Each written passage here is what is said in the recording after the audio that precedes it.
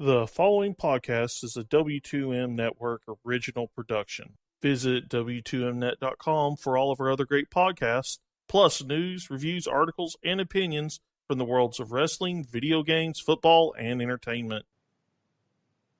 Okay, so I figured out what threw me off last week. When I did my notes for our Are You Serious segment, I skipped week 11 somehow. So this actually is week 15. God dang it, I screwed it up already. Oh well. Screw it, roll with it. Steer into the skid. Good evening, ladies and gentlemen, as we are live to tape on the W2M network with the Kickoff, week 15. Yes, 15, not 14, Harry. 15, Harry. I am your host. My name is Harry Broadhurst. Joining me, as per usual, the down since day one co-host turned executive producer, Brandon Biskobing. At least we're doing this on the right day of the week this week. Shh, don't jinx it. Stuff could still happen. The executive producer turned co-host, Erik Watkins. At least I have shenanigans to look forward to, and I'm not going to be as salty tonight. For once. Hey, you actually have a winnable football game on Sunday, too. We'll talk about that when we pour one out for the homers. Don't bet on it. Seriously, don't go to my bookie and bet on it. No. More plugs for them later, I'm sure. And the chairman of the W2M network, Jason Teasley. Harry has a corncob butt plug. We start the show as we normally do with studs and duds. That's right, Mo Fudger. No sell. Erik? I get to make my Christmas reference later. Oh. Is it a corncob butt plug for Harry? No. You can never have too many of those, so I mean, it's a nice stocking stuffer. Family show. Okay, everybody in the family gets a corncob butt plug. In honor of Frosty the Snowman. Okay, I walked right into that one. Erik Stud, let's get this back on track, shall we? Okay, for my stud, I am picking as Chiseled Adonis, who I've come to appreciate his style of humor, would call him Kenyon. I watched Degrassi so I can witness the murder of Drake. He had a great overall performance against the Patriots down in Miami, but I don't know. Was I missing something? Was there some sort of special highlight I don't know about? You know? Yeah, I feel like there's something, I don't know. Maybe it's just me, but I don't feel like there was anything extra special about that game. So, never hold that thought. Dun, dun, dun. Dramatic reverb. Brandon Stud. Segway. So this kind of breaks our rule a little bit, but you two can blather on about all the other failings for the Jags later. I'm going to talk about the star of the game, Derrick Henry. 238 yards, 4 touchdowns. One of you said it in the group chat, but I forget exactly how many. How many fantasy points did he have this week? Like 50? 2,116,207.3. Something like that. 4 if you use the PPR. Never mind. Yeah, I didn't even... What? It was Erik who brought it up, and in a PPR Yahoo league, Derrick Henry's final statistical total was something like 61 points. Yes. Yeah, those 238 yards and 4 touchdowns I mentioned, that's just in the rushing game. That's not even talking about his receiving yardage. So, yeah, absolute beast mode. I'll point out that we kind of touched on this game last week just due to the fact that we recorded on Friday, but technically speaking, it is within the scope of the last week of football. So I will allow Derrick Henry as your stud for the week. Jason? Not to mention there were no receiving yards because the Titans only had 255 yards of offense. 238 of them by Derrick Henry, Yes. apparently. Yes. Painfully so. Yes. Jason Stud. My stud is a wide receiver who the Indianapolis Colts, who was friends with Pat McAfee, the former Mountaineer. His name is T.Y. Hilton, who went off for 199 yards. You couldn't get one more yards, T.Y., you fucking lazy fuck. Just one. Hey. And he went off for just 9 receptions for 199 yards. And he led the Colts to a win over a very, very nice and very hot Houston Texans team. They just had an answer for T.Y. The problem for Indianapolis is they're in a dogfight for that 6th spot in the AFC. Not for much longer. They, Miami, Tennessee, and I forget who the 4th team is, Baltimore, I believe, are all tied at 7 and 6. Aren't they also at the same time in a dogfight for the AFC South? They're 2 games behind Houston with 3 to play. I don't see that happen. Yeah. Don't be too sure. Do they still play? I'm pretty sure they play each other twice still. Well, they just beat them last Oh, wait, right. They beat... Okay, but they play them again, I think, week 17. I mean, theoretically, it could come down to that game on week 17 in order to decide the AFC South. But if... the Colts play the Titans week 17. Oh, okay. Never mind. Either way, though, all Houston has to do is win one more game and they clinch the division. Mm-hmm.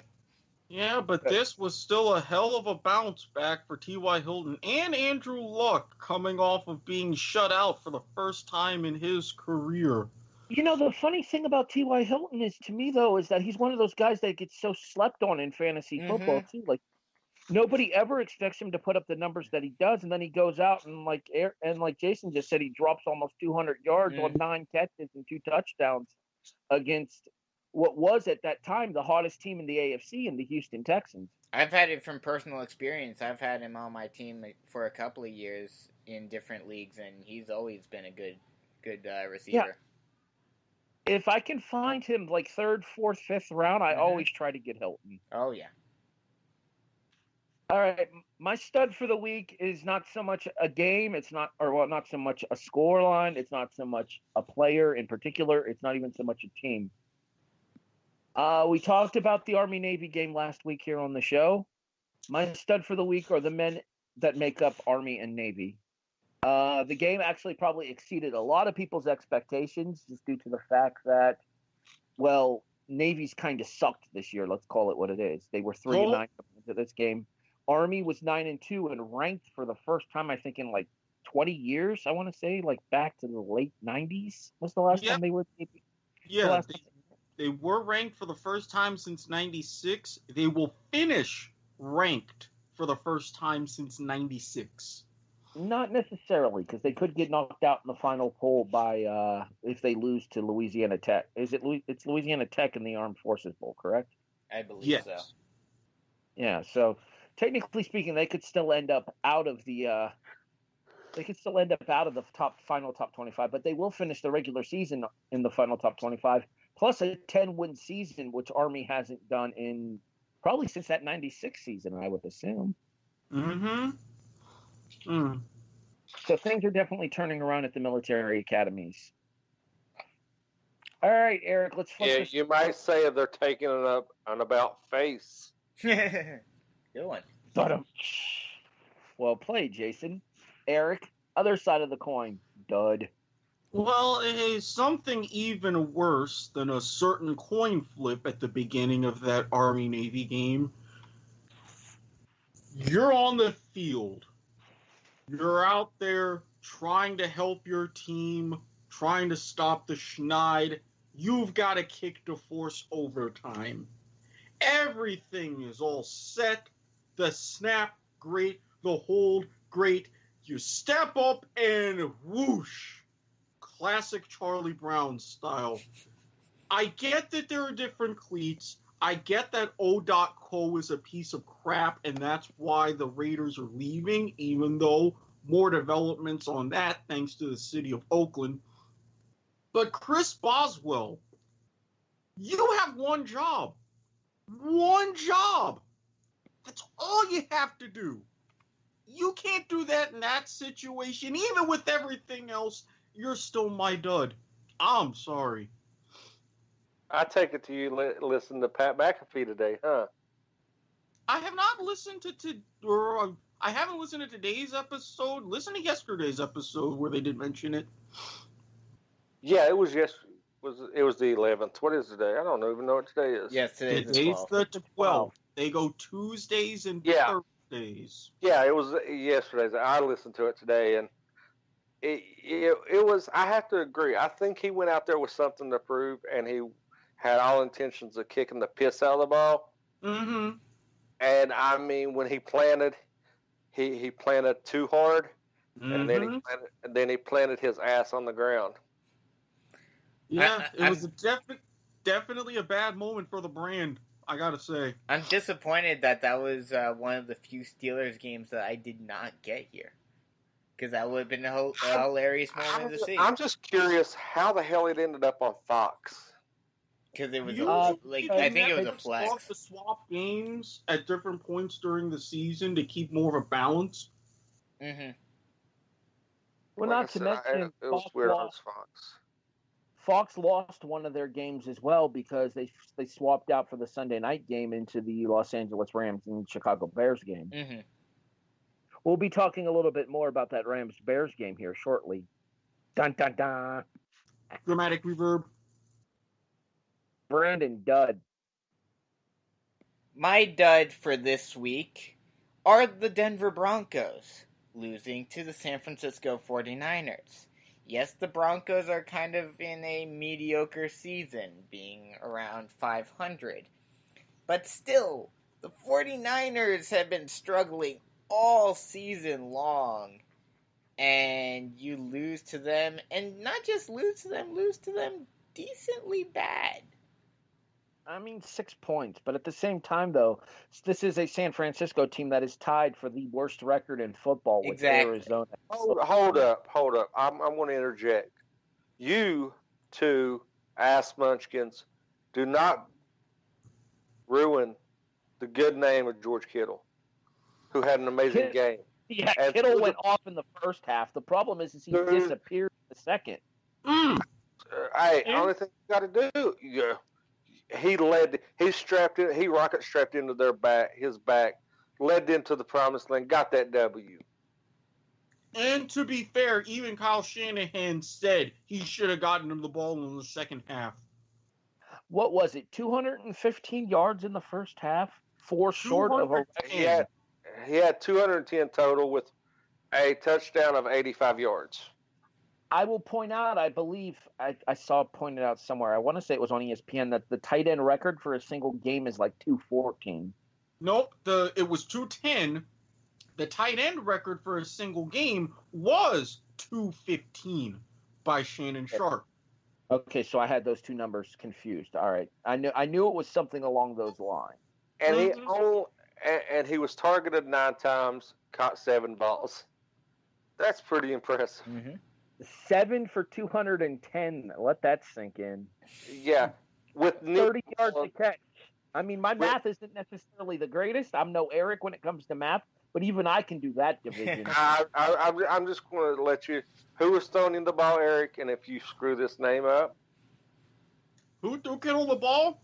Big Dick Nick Mullins. There you go. Christmas trees. Oh, hey, that triggers me. I am against forestry. Hey, Dud. Right now, your commentary on this show, but let's try to fix it. Whatever. I bring my A game to every show. Win, sleep, or draw. My dad is You bastard. I'll get you to break one way or another, sir. My dad is the NFC West champs who went into Chicago and looked like monkeys fucking footballs. Such a high-powered offense, and I'm pretty sure that we all discussed in the chat. If it wasn't in the kickoff chat, it's in the sports chat, and maybe had that Homer, Kansas City Homer in there chiming in, chirping up to say something. That we talked about, somebody brought up that golf doesn't do good in cold weather. Mm-hmm. It's proved it. That was me. And the Cowboys can kiss my ass because that Rams result meant that I was well set for a couple of parlays to hit. But With those going parlays, into Chicago, granted, Chicago's got a great defense. No, there's no doubt about it. Chicago has they're returning the monsters of Midway. I will take nothing away from Chicago. But if anybody needs some Ambien, you should have watched this game because it will put you to sleep real fast. man, You take the great offense that the Rams are, and Chicago figured out how to stifle them.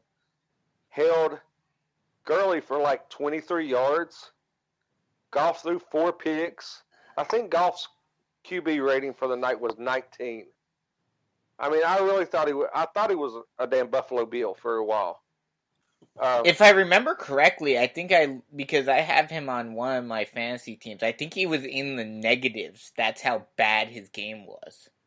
I'm pretty sure Nate Peterman would have has had have a game this bad. I talk crap, but now the Giants have more wins than Buffalo does. So, Right, we're the best team in the state again. And hey, the Giants actually have a chance of making the playoffs still. not saying a lot. You don't put that bad juju out there. We still got hope. Don't be jinxing us.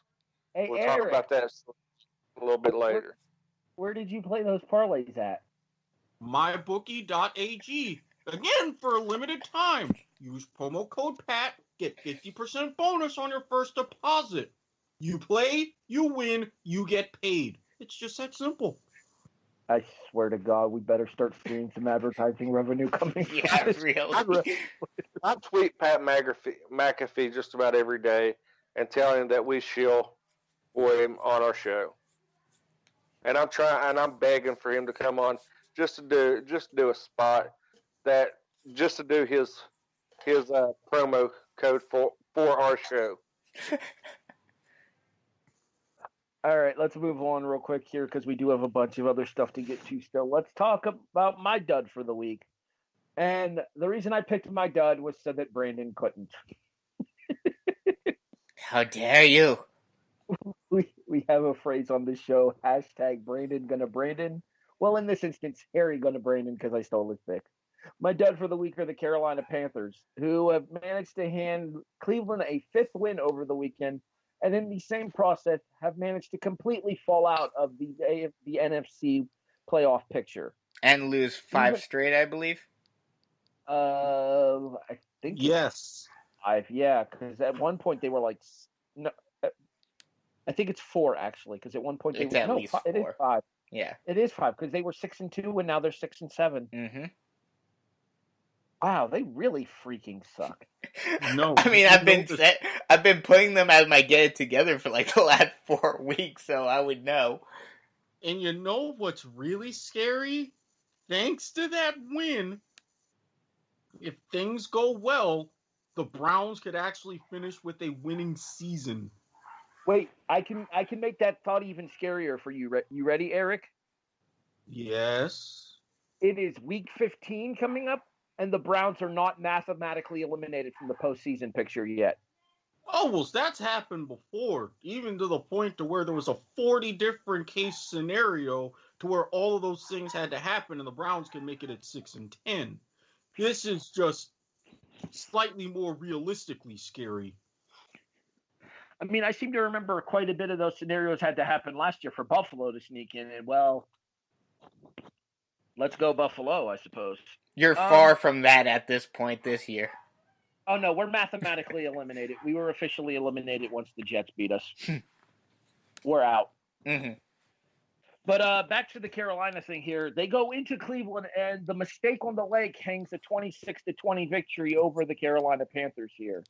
Christian McAfee sets the tone early for Carolina, and the Panthers jump out to a very quick 7-0 lead, and then a 14-7 lead and then proceed to get outscored 19-6 for the rest of the game as Run CMC does not find the end zone again, and the Browns move to 5-7-1, dropping Carolina to 6-7. New Orleans had basically already clinched the division. At this point, Carolina will be lucky not to fall out of the 2 spot to Tampa Bay if they continue playing this way. And what looked like, especially last year, but even this year, it looked like the NFC South was assured of getting 2 teams into the playoffs. Now it's last year.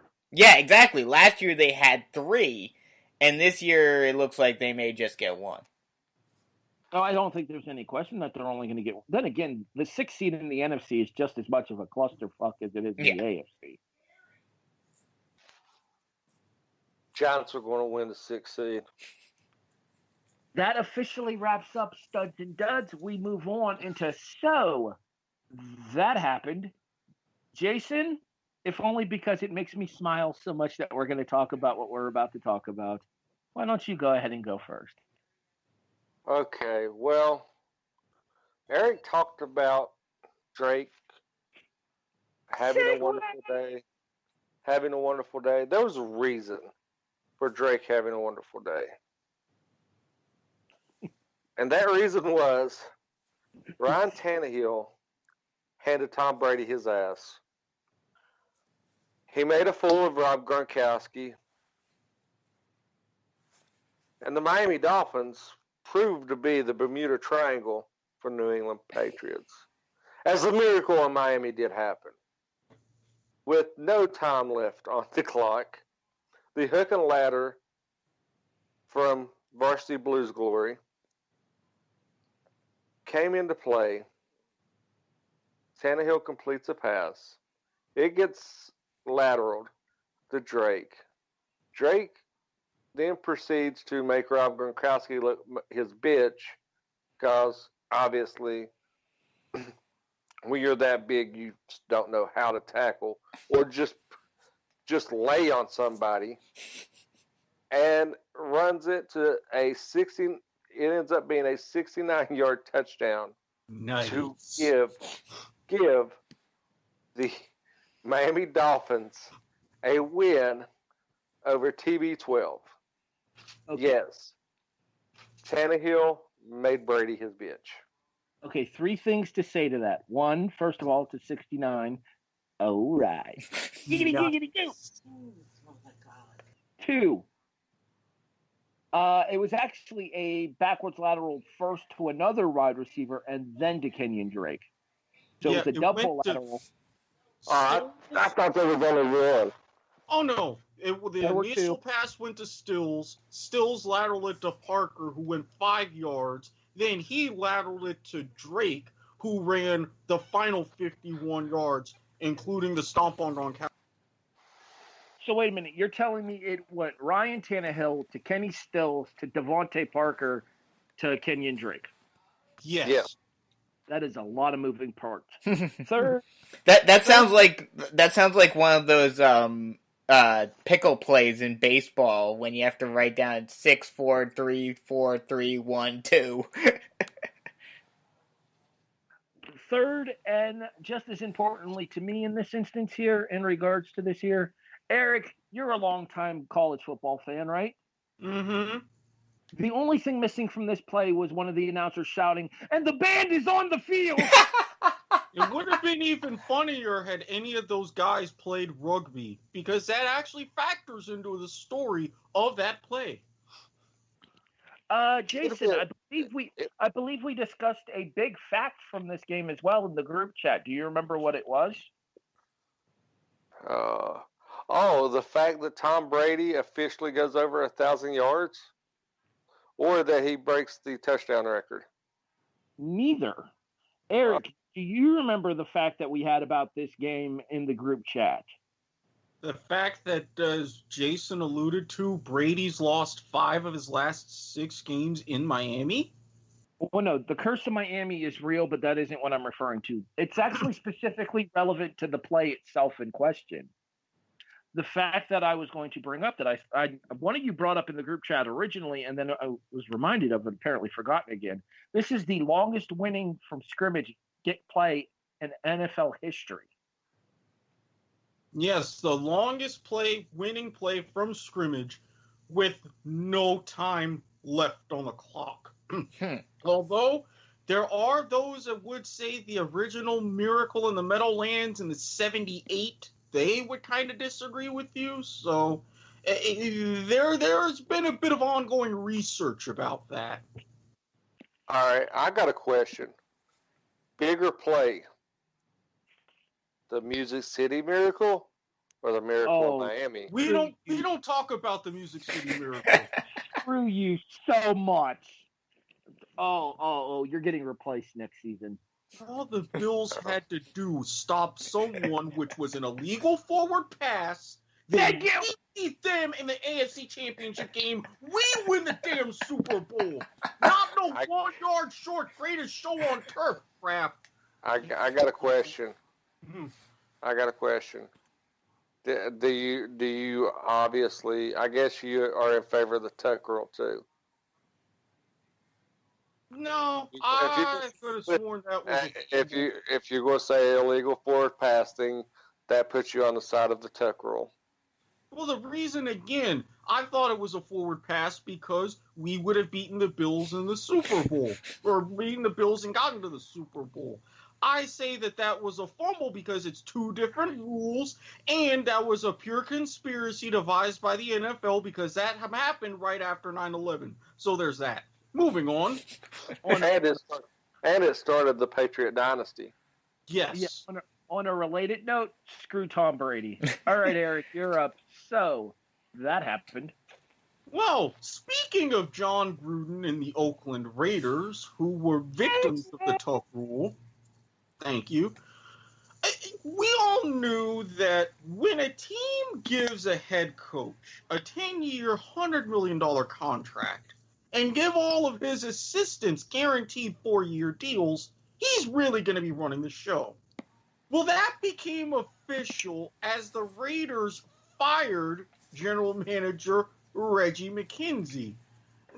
Khalil Mack, gone. Amari Cooper, gone. McKenzie's guys. Another McKenzie guy, Derek Carr.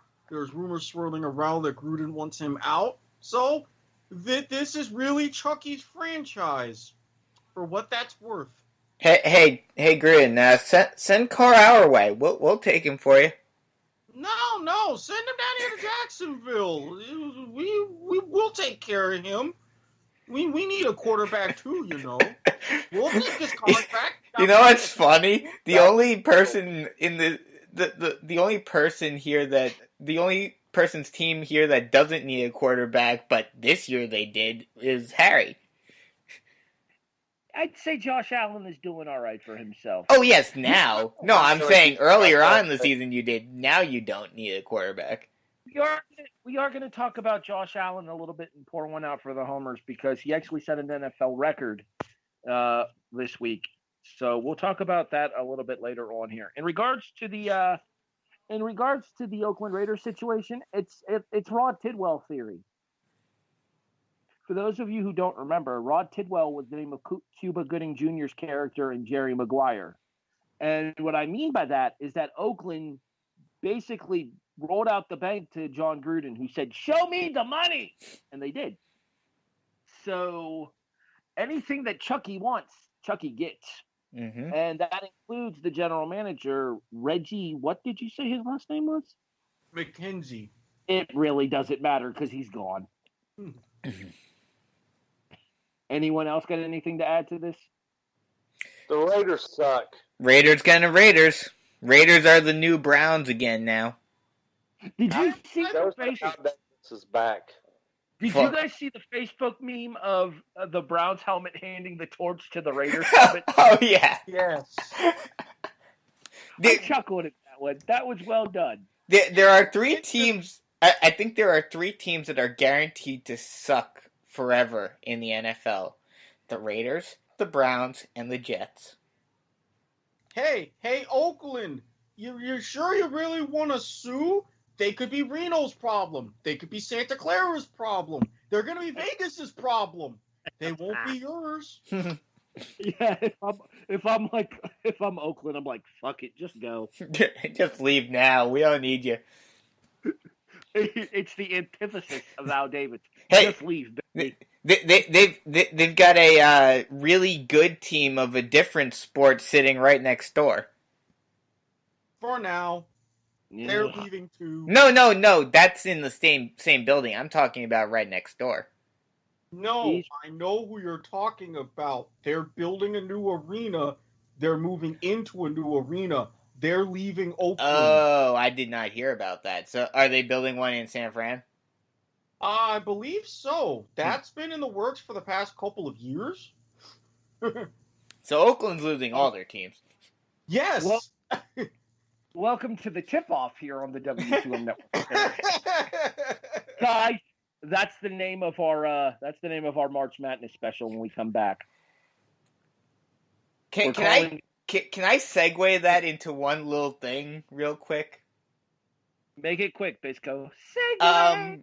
So the team, granted different sport, the team that your football team, Harry,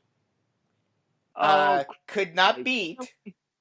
Granted different sport, but the Pirates were able to beat the number 6th ranked Kentucky Wildcats in overtime at the Garden last Saturday.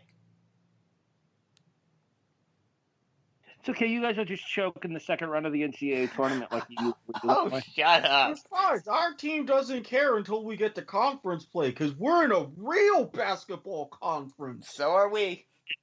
I mean, technically, Seton Hall is in the Big East. If there's any conference that can claim dominance, and they do have the defending national champions there. Yeah, but even still, it's not the same. It's not the same as it was, but those national champions are about to get embarrassed on Saturday by Rock Chalk, but they are in the Big East. Fair enough. All right, Brandon, you're up. So that happened. So not quite as big of a firing as Erik's, but the Vikings canned their offensive coordinator, John DeFilipo. DeFilipo, thank you. Youngstown, Ohio native, actually. The only reason I know that. And it's kind of weird because, while yes, they've been struggling mightily over the last 2 weeks, only scoring 10 and 7 respectively in their last 2 games. Prior to that, they did score 20 and 17 points in those 2 games prior. In the modern NFL landscape, maybe not the most productive team on the field offensively, but you gotta put some blame on the defense too, because the fact that they were able to score 20 and 17 points and not win is not a good sign for your defense. So, look, 50-50, and I'll be talking more about that later.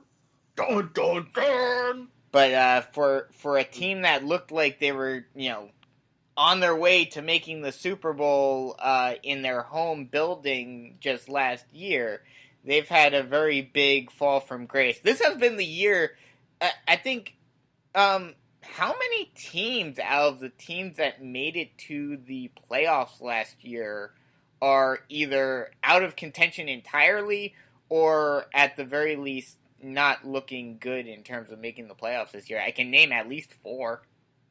I want to say it's like 5 or 6. Yeah, because I know Bills and Jaguars, they're both out. And the Vikings and Eagles aren't looking too hot right now. Technically speaking, the Vikings are still the 6th seed. Yes. Yeah. The fact that they have that tie is what allowed them to keep the 6th seed. They are 6-1. Carolina is 6-7-1. I believe Green Bay's back in it as well at 5-7-1 after their win over Atlanta, which we'll talk a little bit more about when we get to Are You Serious? Yes, I know, Erik. I have some crow to eat. I told you. I forewarned you. Yeah, we'll definitely be talking about those Are You Serious standings. Yeah. I'm back in the lead. Okay, so that happened It is official. College football's made man has officially once again retired. I am referring to Bill Snyder of Kansas State. He has stepped away from the Wildcat program. As a Kansas Jayhawk basketball fan, it pains me to give Kansas State credit in anything, but you could argue that Bill Snyder's the godfather of football in Kansas. He took the Kansas State program and turned them around once. He left and retired. They sucked. He came back and turned them around a second time. This was a subpar year for the Wildcats. They went 5-7, but in my opinion, they may have found the guy to once again turn this franchise around. Erik, in college football, especially at the FCS level, how do you spell dynasty? Because you know how I spell it? NDSU. Yeah, that's exactly how I spell it too. North Dakota State University, the Bison. They lost their coach, as Kansas State has hired Chris Kleeman, the head coach of the two-time FCS national champion Bison, to become their new coach starting next season. Two-time defending champion, if I remember correctly. No, James Madison 2 years ago, 2 out of the last 3. Okay. So they're the real. So they're the real college football dynasty. Yeah, because North Dakota State's been on a much longer run than that, dating back to Carson Wentz. If I'm not mistaken, it's actually 3 of the last 4. Because I think the only team that broke it up was James Madison the year that they beat Youngstown State in the final. And they have a much tougher road than that little elephant down south. Oh, agreed. But yeah, that's why even North Dakota State, they're moving conferences. They're going over to, I believe they're going to the Missouri Valley, which is going to be even tougher competition for them.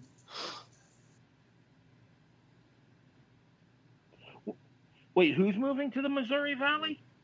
North Dakota State. They're already in the Missouri Valley, Erik. Okay, so then the move is complete, because I know that been a big thing the past couple of years, but it's a process for it to become official. I don't think there's any question that the Missouri Valley Football Conference is the SEC of the FCS. Oh, completely. You want me to tell you who else is moving there? The West Virginia Hoot Owls.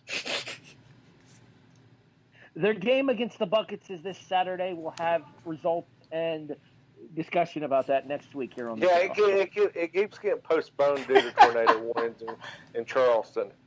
Inclement weather. We'll talk more about inclement weather here in a few moments as well. Dun, dun, dun. Dramatic reverb. And thanks for leaving me hanging, by the way. It's only dramatic reverb if Harry does it. How did I leave you hanging, Erik? I did a dun when I gave you a dramatic reverb. Oh, I didn't hear it. My mistake. I didn't hear it. Out your ears. Too much. I didn't hear it either, so I'm with you, Erik. I didn't hear it. Too much. Jason gets it. I think he's full of shit, and he just thinks that me and you just don't pay attention to him like we'd ever do. But Jason, pick a number, 1, 2, or 3. I want to go with how many orifices you violated on yourself tonight. 3. Guess what, Jason? You've won the toss by yourself. See, go with Harry violating orifices. I'll remind everybody once again, family show! No, you did it all alone. There was no other family involved. I want to take the NFL question. Now I have to find the questions because you got me all flustered again. Jackass. Because I've talked about your core hole and your orifices. All right, you ready? Sure. Here's the question: buy or sell? With the amount of parity that we have been seeing in the NFL over the course of this season, a sub 500 team will make the playoffs. I thought that said party. That's why I picked it. I thought we was going to talk about some parties.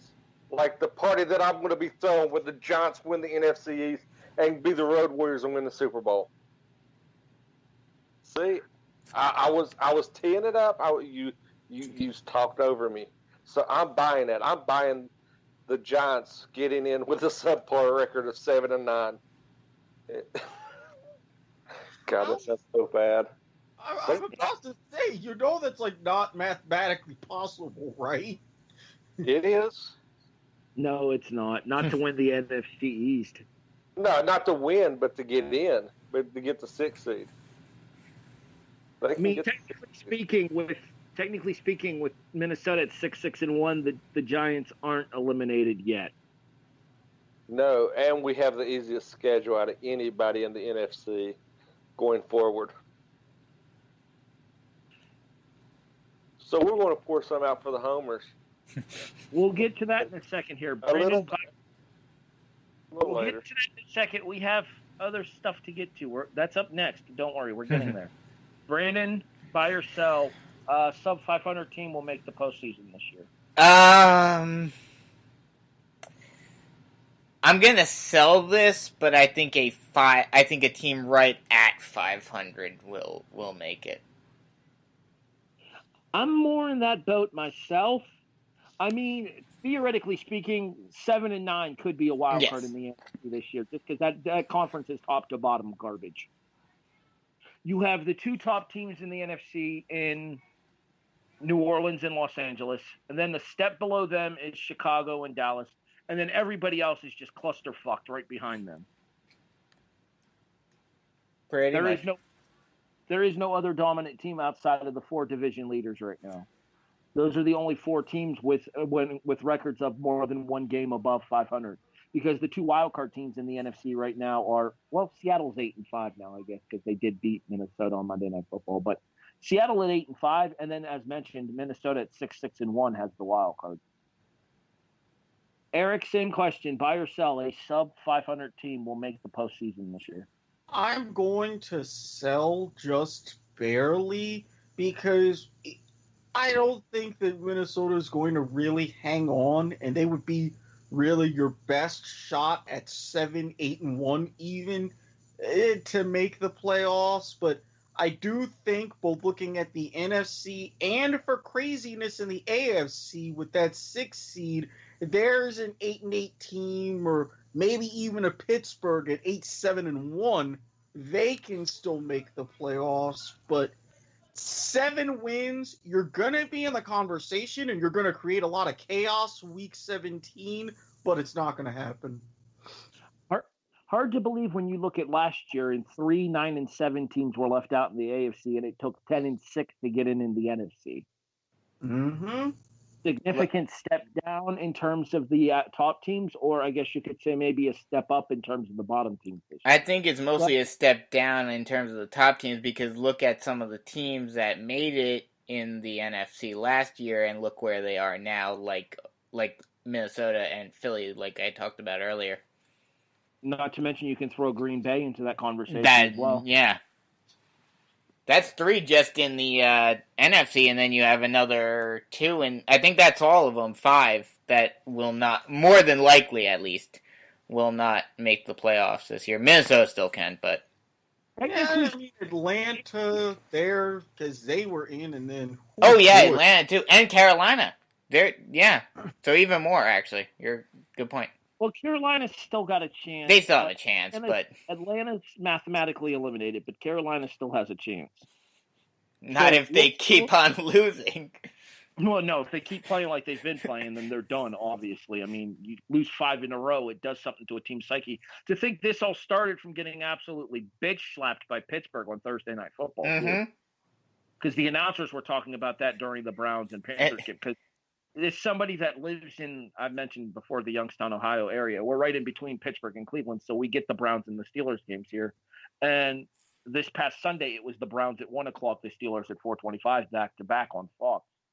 So we didn't get the national game at 4:25, which was, I think it was Dallas and Philly. Was it Dallas and Philly? Oh, well, then I'm glad. It was. then I'm glad we didn't get that anyway. Although we did see the end of it when they went to overtime, and we wished everybody an Amari Christmas.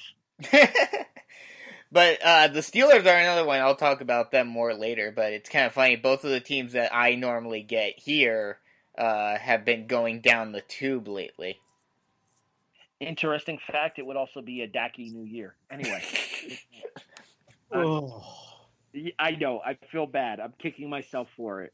I'm kicking myself like my name was Dan Bailey. Oh, but God, all you have to do was not take a sack. Fair credit to Bill Maher for setting a Cowboys record with a 62-yarder this past Sunday. Yeah, and if only they had set him up for a game winner, I would have had a lot of shenanigan money right now. But somebody had to miss a block and make Dak take a sack not once but twice to set up overtime. Eric's just a little bit bitter about his parlays. Just a bit. I hit one. I could have hit six. Oh, can't blame my bookie for that, Dallas. Brandon, you're up next. Do you want the college question or do you want the both question? I'll take both. Okay. After what happened in Mexico City, which led to the game being postponed back, or the game being moved back to Los Angeles for the Monday Night Football game between the Rams and the Chiefs, and what we saw from the field conditions at OCO for the Raiders and the Steelers, the NFL needs to institute a clause that states, well, college football too here, need to institute a clause that states that if a field is not playable within 2 days of game day, then the game will be moved. Yeah, I'd buy that. Oh, speaking of that, did you guys see what came out today in the NFL? I did not. That they've announced that they have, I want to say 10 games. They've announced the home team, with the quote-unquote home teams, for the international games, and they are actually deciding to go back to Mexico City next year, which I was shocked about.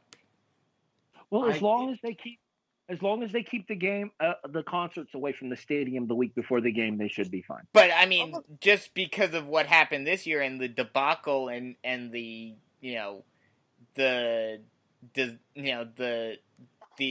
shame that it brought to the NFL, you would think that they'd be very hesitant to do it again.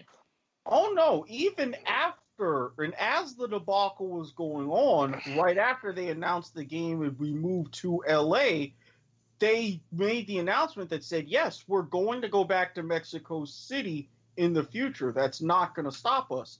That's why, if there's anything like this, you have to have your home stadium open for that date as a backup. Mm-hmm. Yeah, but this is they definitely need to get this under control. The grounds crews. I mean, and you would think O.co at least. I mean, yes, I know that they don't care as much anymore for multiple reasons. But hashtag sewage backup. But you would think that the grounds crew at O.co would be much more prepared for something like this. I'm just going to point something out. They couldn't get that stadium cleaned up, but if you take a truck and $50 to a Home Depot, you can get all kinds of Mexicans to do work for you. And they couldn't get that place cleaned up. I'm sorry, there's something seriously wrong. I don't think it's a. How is it that you worded it, Brandon? What was the word that you used to describe it? Like that, because they don't care as much, I guess. Yeah, you know what it is? It was a lack of professionalism from O.co. Exactly. Because I know. You could get out. Okay. Real quick, just because I'm going to kind of touch on what Erik talked about earlier. I'm going to bring this back to his dud for Chris Boswell here. Yeah, Boswell completely biffing on that potential game tying kick at the end of regulation sucked for Pittsburgh, but that wasn't entirely Boswell's fault. If that field is anything resembling playable, then Boswell doesn't biff sickle when he's going for that game tying field goal. True. Go ahead. Mhm. I'm just saying. I mean, you could have got some like get out of jail free Monopoly cards, painted them green, and waved them around, and got that stadium cleaned up in an hour. Especially in Oakland. Well, but the I mean, but that's the thing. Like, I would think that the grounds crew at Oakland wouldn't need that. They're used to doing much harder things. They don't care. this is my question. The concert was like over like I think they said 10 days prior. 11. I mean, seriously, if you can't get something cleaned up, I've seen them convert an entire baseball field. Well, that's what I'm saying. Right, This is football the same building that does baseball to football conversions in a day like it's nothing. But but if you look at the conversions, it's even a half-done conversion because they still keep the baseball dirt on the ground. Well, that's a little different. All baseball and football's multi-purpose stadiums have done that during the baseball season, just so as not to put it not to keep on having to place and then take off grass. Not entirely, because a lot of those multi-purpose stadiums used AstroTurf. Jason, but the ones that didn't. Let's continue on here real quick here, just because there's still a bunch of stuff to get to on tonight's episode, and we have a limited time frame to do it. Jason, buy or sell that games in both college and the NFL where conditions are deemed unfit for play should be moved. I'm buying that, not only because of professionalism, like you said. You also got to take into fact a safety of the players and even the fans. I mean, how many times have we seen you guys are more soccer knowledgeable than I am. I mean, soccer stadiums collapsing and stuff. What's to say that this couldn't happen if this happened at an NFL conversion stadium, or it was mismanaged?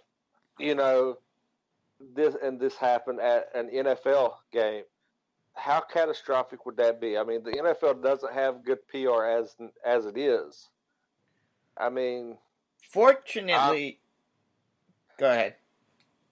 I mean, I'm just saying it's crazy because I think you need to put player and everybody's safety above anything. So if you can't have the field ready, move it somewhere more appropriate. Yeah, you might lose out on a little bit of revenue through because you may have to downsize stadiums, but you can make that money on the back end somehow. Well, let's also not, and to an extent there as well, in regards to this Oakland-Pittsburgh game here, let's be honest here. How many people are going out to support the Raiders in Oakland right now? Because it's a dead franchise. They're a duck franchise. They know that the end is nigh, and most of the fans there have stopped caring. Well, and also this, in terms of this scenario, and the Mexico City scenario too, this isn't that sort of situation when it comes to the stand so much as it's the field and it's the players. And also in the U.S. we have much better way of getting fans into the stadium, so you don't have the sort of crowd control issues that they do over in Europe. So it's a lot different than the soccer stadium issues. Not to mention we have newer stadiums. That's also true. Well, yeah, because over in England, you'll have a team play in a place for 80, 90 years. It become a sacred, hallowed ground before they build something new. Here, if it's anything built and it's past a generation, you just tear it down and build something else. Well, in football, not so much in baseball. Yeah, Busch Stadium, Busch Stadium 2, Busch Stadium 3, True. The new Yankee Stadium, the other new Yankee Stadium, Coors Field. I can keep going. Well, technically, the second Yankee Stadium was just a renovation. Technically, and another thing too in regards to that, I'm going to disagree as well, is because we've seen older baseball stadiums modernized to fit the needs of their modern ball clubs, i.e. Fenway Park and Wrigley Field. Yep. So it is possible to upgrade these older stadiums. The question is, to ownership, is it worth upgrading it at the cost that it would take to just not build a new stadium? Exactly. Erik, the question comes to you. Buy or sell, games at stadiums with field conditions that are a detriment to the players need to be moved in both college and the NFL. I'm going to buy this, and there's already framework in place. Like when they mentioned with the Mexico City game, if you're being moved to one of these international games and something were to happen, you need to have your home stadium open on that date as a contingency plan. I think that's great. And I even remember just a few years ago when the Packers were playing in the Hall of Fame game, there was an issue with playability on the field with the conditions being unsafe, in part due to a paint job. The logo, I remember that. Yeah, exactly. Wasn't it canceled? They did. Since it was a Hall of Fame game, it was preseason, it had no real effect. So the NFL does make some moves for some of these instances, thinking that, they're going to be one-offs. But they need to have it more official and better codified, hard and fast rule, so that way, as the more often this happens, the easier that you can make it. Another thing.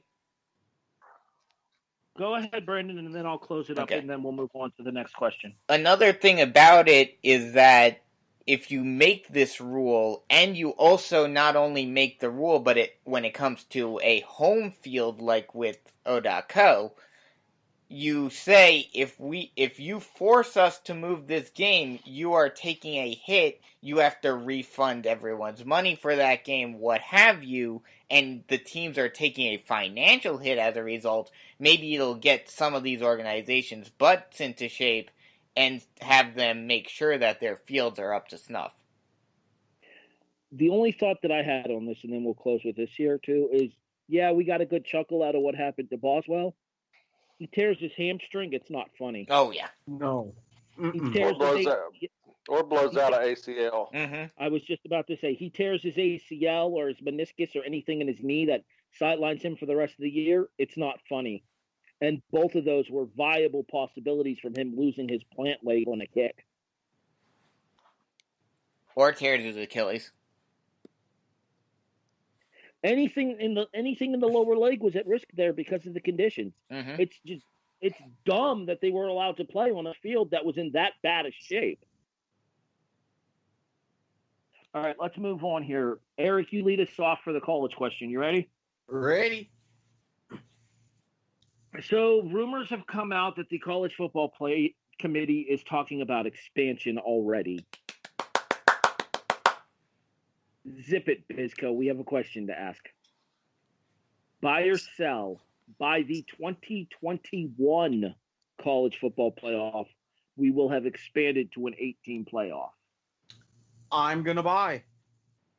At this point, if you look at the national championship ratings, starting from the beginning of the playoff system, which was Oregon, Ohio State, going on down up to now, which looks like another rematch between Alabama and Clemson, and you go forward to next season, the 2019 season going to the 2020 playoff, who is going to be favored? Alabama and Clemson. Ratings take a hit. Your wider audiences take a hit. You're now not looking at a national sport, national implications, national interest. If you're outside of the South, it's become a crapshoot. UCF issue aside, because there's a lot of especially noise out of all conferences, the Big 12, that have mentioned UCF as a factor. But you look at a network like ESPN, they pay on the order of $2.5 billion. They're losing money. So you're looking all the way to the window where TV contracts are up for renewal beginning in 2023. You're looking at the end of this contract in 2026. they're starting to do the math now, and it's not looking too good. So this is going to be a time to where they'll force the issue, and there's a specific clause that after I believe the 6th season, they can go ahead, review the format, see what works and what doesn't. So I think right now you're getting that perfect storm to, by the time toe meets leather, August of 2021, you're looking at 8 teams. Jason? If it's Boswell, toe will never meet leather. I'm going to sell this because I don't think that they do it, simply because of exactly what people have talked about. I think even Saban came out and talked about this. When the college playoff has actually, what's the word I'm looking for? I think I know what you're about to say, but lessened all the other bowls, and that's why you don't see people play. Your bigger stars playing in bowls, because when you was in the SEC, your main goal was to go to the Sugar Bowl. When you was in the Big Ten, you was the Big Ten and Pac-12. Your main accomplishment, go to the Rose Bowl, play in the Rose Bowl. The prestige of some of these bowls have been lost due to the playoff system. Yeah, in theory, playoff system's great, but you're just going to have the same issues as you do now. If you go 12 teams, you're going to have number 13 bitching about not getting in if they had a case. You're going to have the bias of conferences playing in SEC. But that's why you would need to have an actual system in place. You're never going to get a true system. You're never going to get a legitimate 100% accepted system, because just like everything in this world, you have to factor in human bias. Division 3, they do it right. And I'm going on FCS does it right. Division 3. I mean, I'm all for it. The only thing is bowl monies generate revenue. If you're the 13th seed, you get left out and you don't get that quote unquote big bowl money, you're going to have a legitimate case to bitch. And I agree, but I'll just say this point, then we'll move on from here. At what point is with the big bowl money an issue anyway? Bowls themselves are being diluted, as has been the case, especially for the past 3 years, because, as you've said, and I'm still talking to Sean to get on board, we could get on the horn, have a 7th or 8th place Pac-12 team with a 9th place team out of Conference USA say, hey, we've got a field with a 20,000 seat stadium here. We want to sponsor a bowl game in this city. Let's go. And it'll be done. I'm not disagreeing that I think the bowl games have been diluted by the playoff, but at the same time, I think that you could use some of these bowl games as like first-round matchups if the tournament were to expand, and you could still allow the teams that do not make the college football playoff, even if it expands to 8, you could have them have the opportunity to go to bowl games, some of the lesser-known bowl games, to have the opportunity to get their names out there and give them a chance to have the extra practice time with their freshmen and their red shirts or whatever. Exactly. Just as importantly, you can use those games that they have outside of the college football playoff as kind of a test run for what they're going to be like next season. The issue that I have, and my biggest concern about the college football playoff is what Jason said. When you have these smaller bowl games, the big stars don't play. We talked about it last week here. Will Greer is sitting out of the Camping World game against Syracuse. He has no interest in playing because he doesn't want to hurt his NFL stock. Ed Oliver from Houston is sitting out of their bowl game. It started a couple of years ago with Run CMC. The kid that's projected top 5 in Kentucky is setting out. It started a couple of years ago with Run CMC not playing in Stanford's bowl game. because they don't want to risk being injured in these lesser-known bowl games. So you're going to bastardize the smaller bowl games, especially if you expand the playoff to include more of the bowl games as first-round matchups. Well, that's going to happen regardless, especially now, because these kids know that this bowl doesn't mean squat. Why am I risking my real future in real football to play in a meaningless exhibition game? I got a great question. Hold on. This is a great question.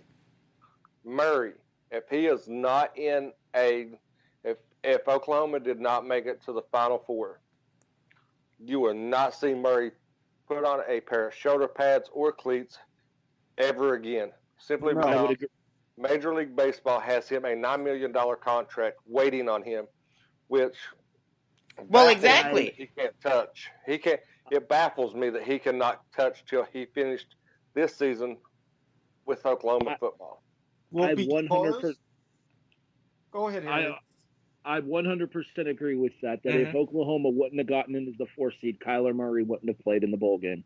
Yeah, and I agree with that. And of all teams, he was signed by the A's. And the reason why he couldn't touch it, not so much for the football aspect, but because he was a two-sport athlete also playing baseball at Oklahoma. But here's the thing. I haven't really paid too much attention to this on this type of level, and it hasn't happened with a really big team in a long time. But I'm sure in basketball, if one of the top teams and some of the top names, if their team did not make it to the NCAA tournament and were in the NIT instead, I'm sure they're sitting out. So it's the same sort of scenario. Well, basically, and this is how it happens even for teams that make the NCAA tournament. Your most recent case that comes to my mind is Lonzo Ball. Once they know that they're finished playing meaningful basketball, then if they're good enough and they know they have their stock, they just go ahead and they declare for the NBA draft. They're out. So that happens all the time.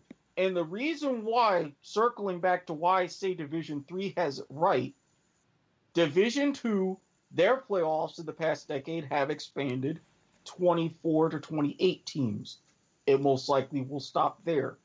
And with the SCS, their system, you can't quite say it's 100% perfect, but that's for a few reasons.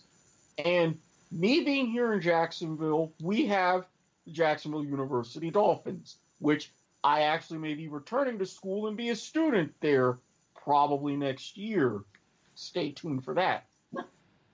There was controversy for a while because about 6 or so years ago, they had an 11-1 season. They were undefeated in conference play, the Pioneer League. At the time, the Pioneer League was not an automatic bid for the FCS playoffs because they were non-scholarship.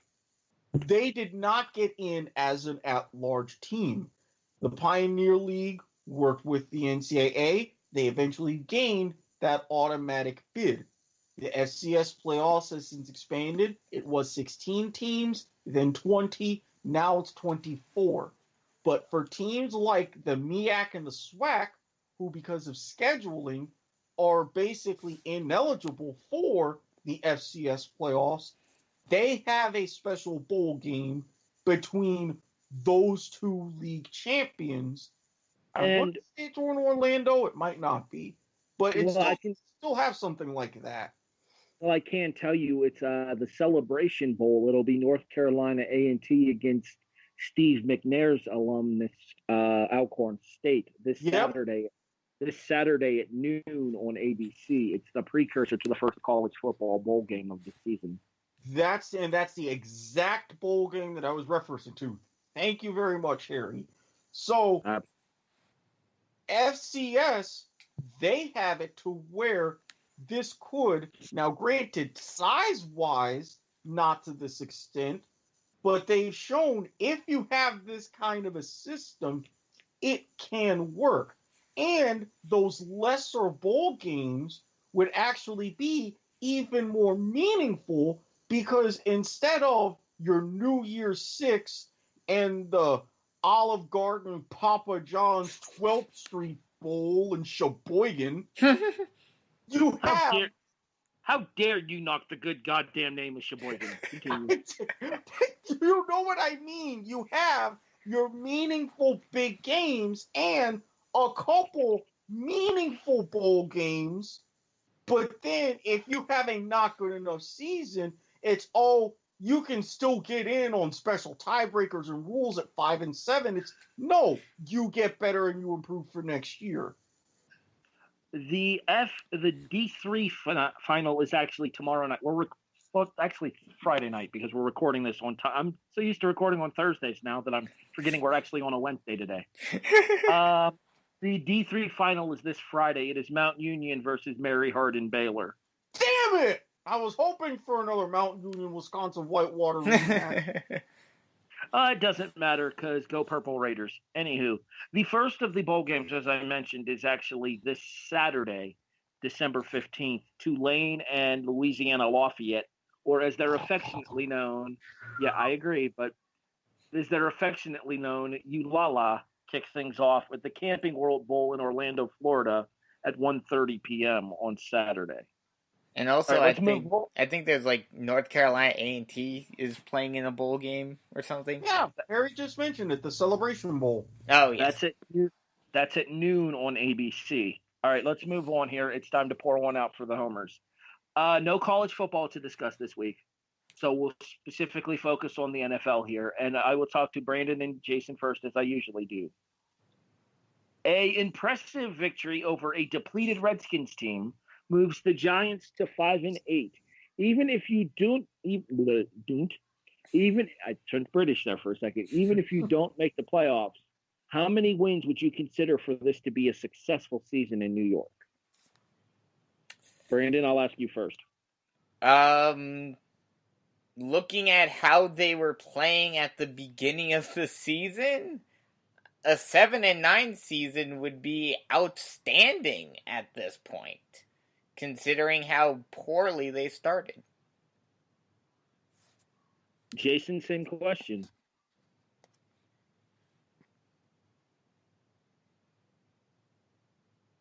Or not. I don't know what happened. His microphone's muted. I was muted. I'm sorry. I was eating fortune cookies and I muted. I didn't want to be crunching in your ear. I'm sorry. That's all right. Same question. I'm going to say the Giants will win out, build momentum. And I will count that as successful, because we tend to get hot at the end of the season, and we can build on next season. You still have the great nucleus of OBJ, Sterling Shepard, Ingram, and the man Beast Barkley. And I think that actually gives it's a double-edged sword. I feel that we're going to win out, which will drop our draft stock and drop us down into the teens drafting rather than, up in the top 10. But I still think we can get a quality quarterback in the first round. I'm hearing various names. And I think we'll take it as a success to build off of, rather than as a negative. We started out super slow. Our offensive line was like Swiss cheese. Eli has about the mobility of Drew Bledsoe now. Modern day Drew Bledsoe, not when he was playing Drew Bledsoe. I don't know. Drew Bledsoe was Stonehenge back there in the pocket. He would take off when necessary in Buffalo. Yeah, he'd take off to the sideline because they was punting. Or take off to the locker room because he lost his job to Tom Brady. That was in New England, not Buffalo. I know. I'm just saying. I'm making all the Drew Bledsoe references I can make. I'm going to disagree with you, Jason. I actually think you guys are going to lose 2 out of your last 3. All right. Who do you think they're going to be to? I think you're going to lose at Indianapolis next week for sure. I don't think you guys get by Tennessee this week. I believe that you've bumped your head and you're smoking that devil lettuce. It's going to be a close game. I'll say that's that. Eric's gimmick on this show. But I don't think it's going to be a close game. Here's the reason. I take the Giants plus 10. Here's the reason that I'm picking you guys to lose 2 out of your last 3 here. The Titans and the Colts are both fighting for wild card positioning in the AFC. Mm-hmm. The Cowboys game, I think you can win because Dallas will have the NFC North clinched by then. You mean East? Or the NFC East, sorry. Thank you, No, they can clinch the North. We just realigned divisions. Mid-season. No, Dallas will clinch the NFC East by the final week of the season. And I do think you guys will beat the Cowboys at home to finish 6-10. But with Tennessee and Indianapolis both in the midst of wild card races in the AFC, I don't see it. I'm sorry. Then again, I thought Atlanta was going to beat Green Bay this past weekend, so what the hell do I know? I warned you. All right, Eric, let's talk Jaguars, shall we? Do we have to? Yes. Well, the good news for you is that we don't have to describe the cluster fudge that was the Thursday night game because we already did that last week. Instead, we focus on what's happening this Sunday, and Jacksonville is actually a 7-point favorite against Washington. It's a trap. No.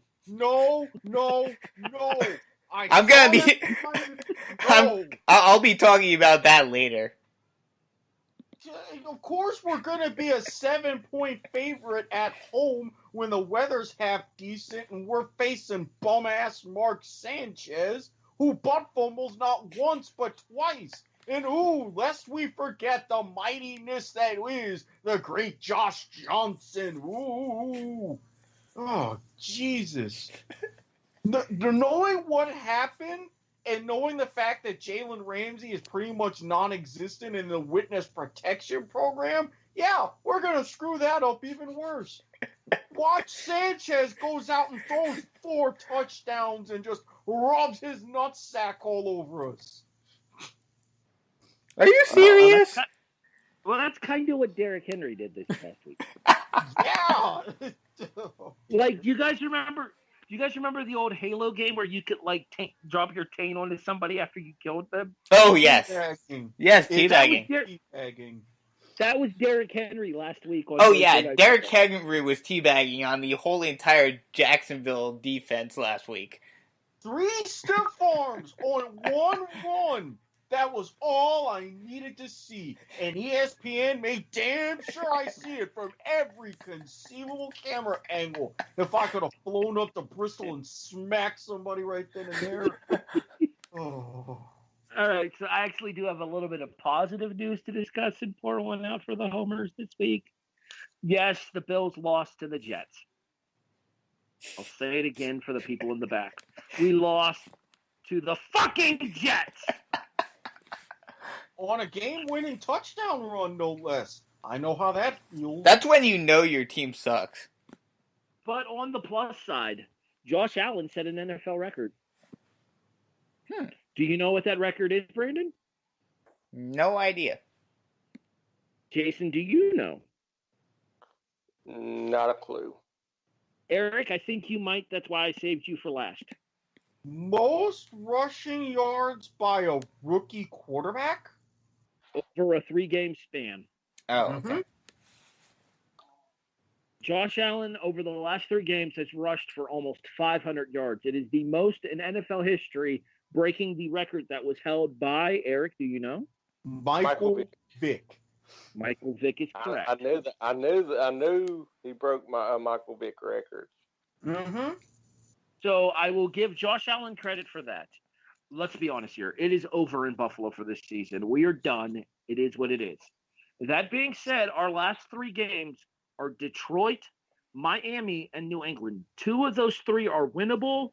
We'll probably win 1 of them and finish the season 5-11. Is that New England game in Week 17? It is. New England Then all 3 of those games are winnable. No, I don't think so because we always struggle against New England. And the game is in Foxborough too. But if But they at the have a same number one seed, or if they're done, if their season is done, they can't do anything further. They'll probably bench everyone. I'd like to say that that's a possibility, but knowing how Belichick treats his divisional rivals, I disagree. Yeah, seeing how they treat the divisional rivals, and we saw what happened with Miami. I wouldn't sell yourself short. Sure. But I mean, think about this. This is something to where, yes, it was in a loss, but it's a great moment, and you can build on this. It's not like a team goes out and shuts out Andrew Luck for the first time in his whole damn career, only to... Derrick Henry. He went to Yulee! He should know better! But then even in generosity, he tried to... God damn it. Eric, it goes back to what we've said many times on the show before. Never trust anyone from Alabama. No. I thought Alabama running backs were supposed to crumble by now. No, that's Alabama quarterbacks. Although apparently one of those Alabama running backs is going to end up in the AAF. Did you see that? Richardson? Yeah. I think the San Diego Fleet announced that they signed Trent Richardson. Good for him. Glad to see him back on the field. They're getting some legitimate former NFL top quality players for this league. Honestly, of the three, like we talked about last week, I think the AAF has the best chance for success, and the fact that they're the one getting off the ground first definitely is going to help their cause. We'll talk more about them in the coming weeks here on the Kickoff. For now, though, it is time to move on, and Jason, I encourage you to get it together. Get it together. How about Syracuse needs to get it together? A long-standing rivalry with West Virginia. When Syracuse left for the ACC, West Virginia left for the Big 12, it ended the series and thus ended the Ben Schwartzwater Trophy. I probably butchered that because it's fucking almost 11:30 at night, and I'm on the lack of sleep. But it's the coveted trophy that West Virginia and Syracuse played for yearly. Well, Syracuse has decided that they will not put the trophy on the line during the Camping World Bowl against West Virginia.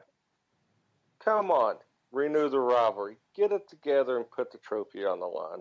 Well, that goes for all of the old East Coast Independence / Big East rivalries.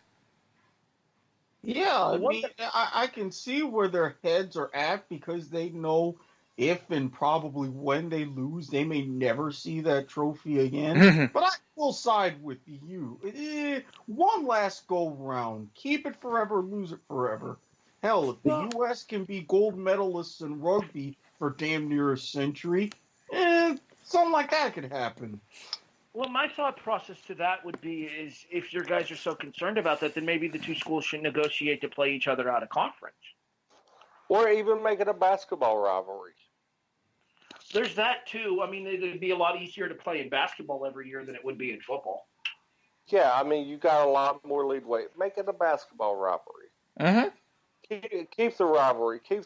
Keep some of the Big East alive. I mean, the Big East used to be a pretty solid football conference.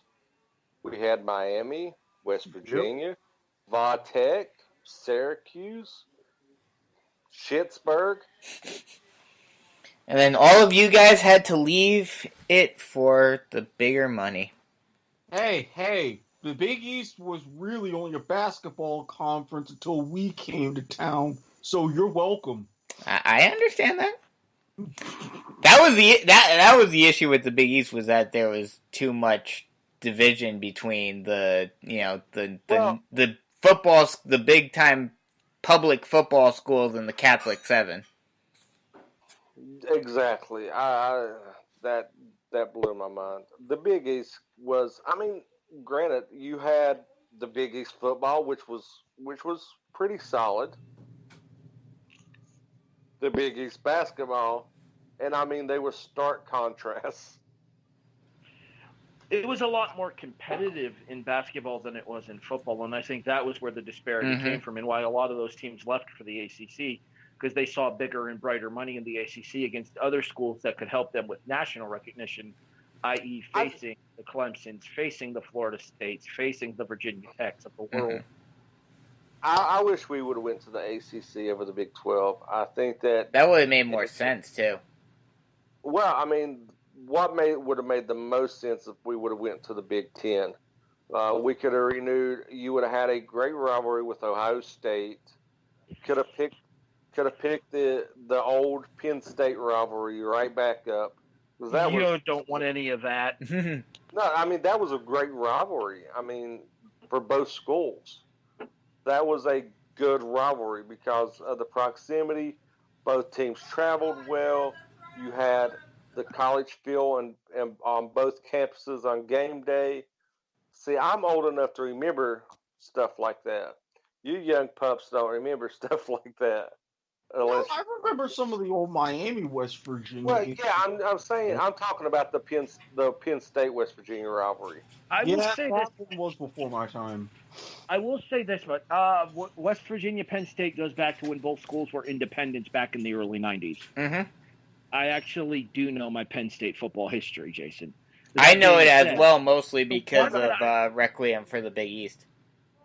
That said, the one that I probably miss the most is the West Virginia and Pittsburgh, just because as a somewhat Pittsburgh market here, we got almost the full effect of the backyard brawl up here as well. Well, what I was saying is, I actually lived. I think I was on the tail end of the Penn State West Virginia stuff. I'm not for sure, but I remember it being fairly recent rather than archived, the talks and stuff. But I love the feel that could have brought. I mean, could you imagine West Virginia going to Penn State for a whiteout? That would have been awesome. I mean, that's on my bucket list, is to attend a whiteout at Penn State, because just the atmosphere. Or Penn State coming in and, them and West Virginia playing, if both being ranked in Morgantown on it for a night game, which can be pretty amazing atmosphere. Like I said, I mean, I'm all for renewing rivalries. The Pitt game, I was actually at the famous Pitt game where, gosh, I'm going to have to relive this, aren't I? Well, when all we had to do is get by a subpar Pitt team, and we played Ohio State for the national championship, and we would have beat the brakes off Ohio State that year. Florida got in, you're welcome. When West Virginia lost. And I will point out that Florida proceeded to beat the brakes off that Ohio State team. Yeah, I mean, that Ohio State team was I made so much fun that game. That team was a lot of fluff. It had no substance. And also, I was in attendance for the very last West Virginia Pitt game. It's as much as West Virginia and Pitt hate each other, it was a great rivalry. And I would like to see stuff like that come back. That's what made college football great for me growing up, is the rivalries. And I think that, and we do need to move on here just because we have other stuff to get to here, but I think that's the biggest problem for you guys being in the Big 12, is that there are no natural rivalries in the Big 12 for you. Well, I will just say this quickly. With the expanded college playoff talk, with these contracts, with everything coming on the line, we've seen 1 and 2 big waves of conference realignment. Within the next 5 years, if not within the next 3 years, you're going to see another one. Mm-hmm. And it will be tsunami levels. Luckily, my school is completely isolated from it this time around. Well, you guys would need a football program in order to be in this discussion. Well, yes, of course. Brandon, get it together. My get it together is, and I said I was gonna get back to them later. I've talked about the Panthers over the last couple of weeks. Now it's time for the other team that I see on a regular basis. And this is my one for the year, because I'm sure I probably won't have the opportunity because they've been sucking for the last couple of weeks. This is probably my last opportunity before Christmas to get his name out there. It's time for the Burger Roethlisberger and the Pittsburgh Steelers. Steelers, get it together. You've lost 2 in a row, and you proceed to lose to crap, I'm forgetting who they lost to this week. Oakland? Oakland, yeah, there we go. Oh, yes, the shithole that is the O.Co Coliseum. Yeah, Steelers, get it together. There are rumblings. The clock might be ticking, and the seat might be getting mighty warm for Mike Tomlin. I don't see it, and the reason I say I don't see it is, who are you going to get to replace him? Mm-hmm. No, I completely agree, and I really don't think that they would do it before there's a plan in place. But the fact that there are even rumblings, that should say something. My question is, and it's a legitimate question. Mason Crosby and Boswell. Okay, Mason Crosby blew 2 games, if not 3. He still has a job. I will give you 2 examples going back to the beginning of the season. Daniel Carlson, Zane Gonzalez. Both of them had jobs with different teams. Carlson, actually just a couple weeks ago, AFC Special Teams Player of the Week with Oakland. My thought process to this in regards to the whole kicker thing is it is the most ungrateful position in sports. Mm-hmm. Because one of 2 things is going to happen when your presence is needed. Either you're going to have all the heat praised upon you for like a day after you win a game, or you're going to hear shit talked about you for the rest of the season if you blow one. With a few exceptions. My point is, you're not seeing anybody saying that Crosby's job's in jeopardy or that he's cut. You're not seeing anybody saying Boswell's. I think the thing with Boswell is that specifically Tallman, is that Pittsburgh fans are spoiled. Exactly. That's exactly McCarthy got shit canned because Aaron Rodgers didn't like him, and he wanted somebody that more fit the Aaron Rodgers system. Rodgers likes Mason Crosby. That's why Mason Crosby still has a job. Believe me, anytime an organization is going to fire a position coach for putting out a tweet just saying they need to step up and calling out certain people, that one player is going to wield a lot of power. The thing about it is, though, is in Pittsburgh is Roethlisberger and Tomlin actually get along really well. Mm-hmm. Roethlisberger has a rapport with Tomlin. Roethlisberger doesn't want Tomlin to go anywhere. The people that are calling for Mike Tomlin's jobs are the spoiled Pittsburgh Steelers fans that are so used to 10, 11, 12, 13 win seasons and don't realize that despite the fact that they're only 7-5-1, they're still the AFC North leaders and still the number 4 seed in the playoff race right now. I got a question, and this is legit. Why did they wait so long to put Ben back in the game? Tomlin actually came out and said, quote, "We were in the flow of the game," end quote. You can translate that as they had the lead, they wanted to keep playing with the lead. When they lost the lead, that's when Ben came in. Do you think it was more of a we're going to play to maintain rather than play to win? Yes. Yeah. That he got cocky with the lead he had, therefore kept Dobbs in just to try to weather the storm out in place of just basically putting his foot on the throat and ending the game. Mm-hmm. That's exactly what it was. Yeah. I can get behind that. I can get behind that theory. All right, let's move on, shall we? Mm-hmm. Erik, get it together. Okay, say any of you guys are NFL quarterbacks. Okay. You fought hard for one franchise. You gave it your all. They decided not to pay you. You go to a team that says, hey, we are going to pay you. We're going to pay you top dollar. We're going to keep paying you top dollar for 3 years. What do you say?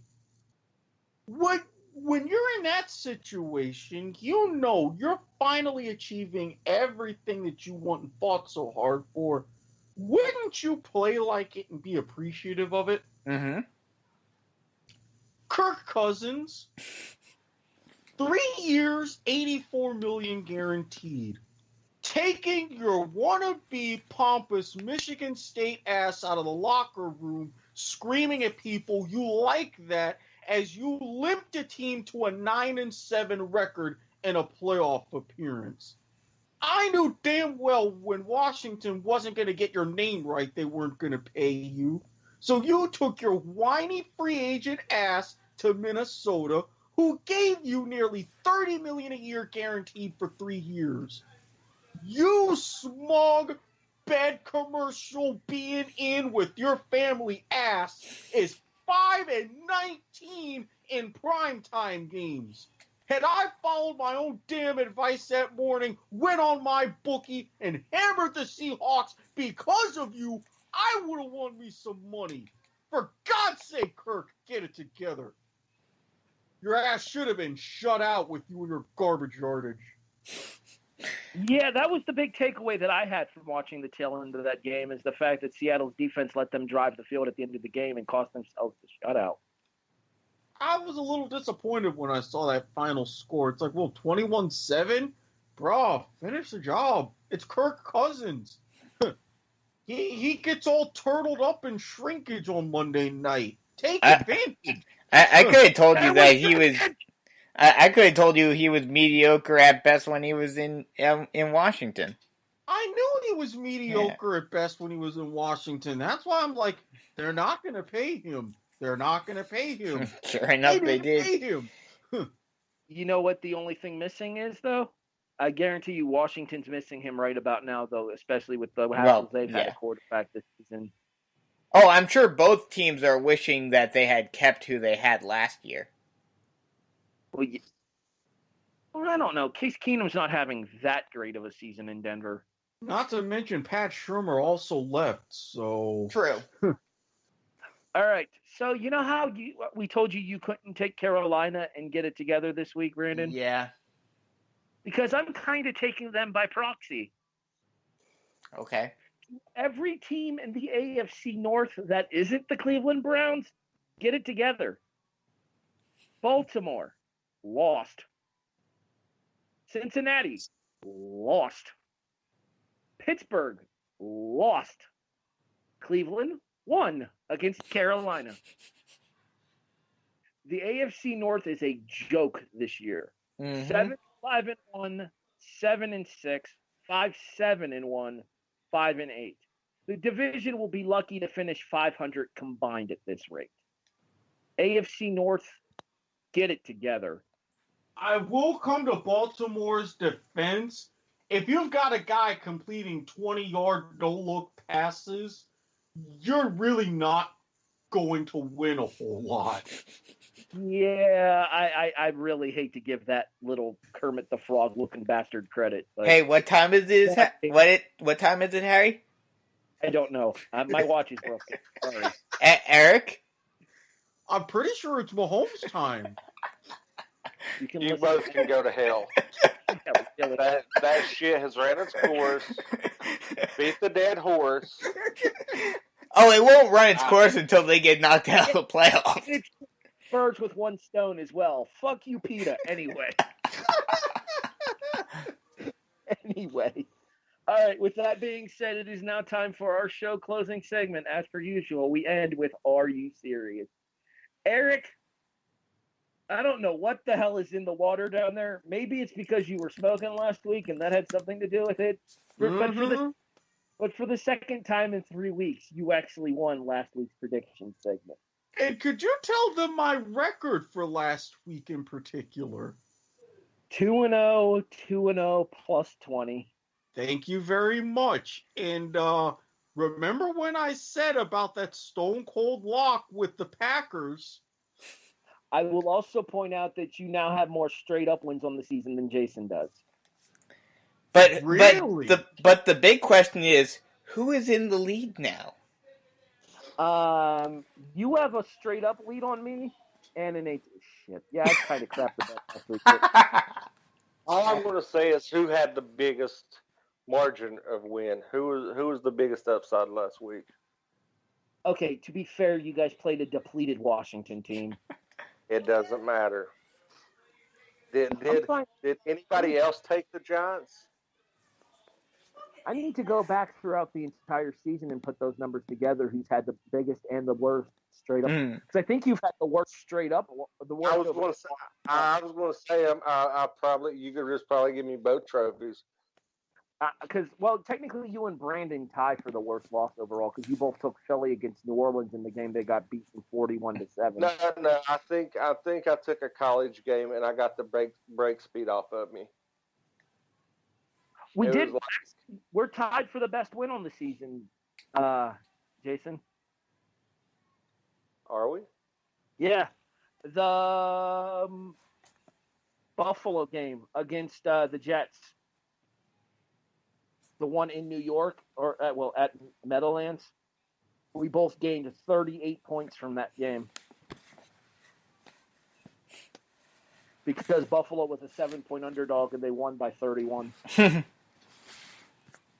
All right, so this week we start off with the upset picks as per usual, and we start off where we always do for this segment with Brandon.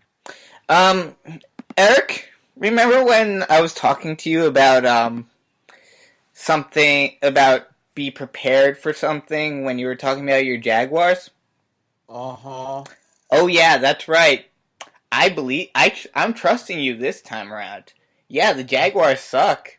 I'm taking the Redskins. Okay. I think they're a 9-point underdog. 7.